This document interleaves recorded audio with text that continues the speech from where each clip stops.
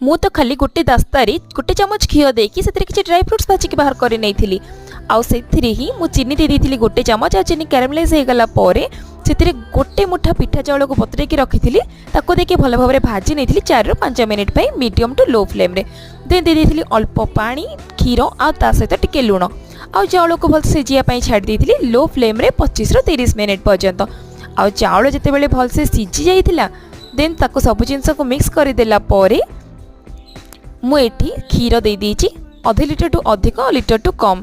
धर quantity 750 ml हम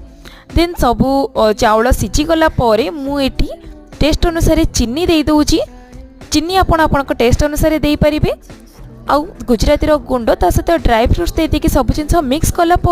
देखिला बेलू रेडी हो जाइए आम घर स्टाइल चाउल खीरी आपण भी बनातु आ केमती लगे निश्चय जानबे एंजॉय।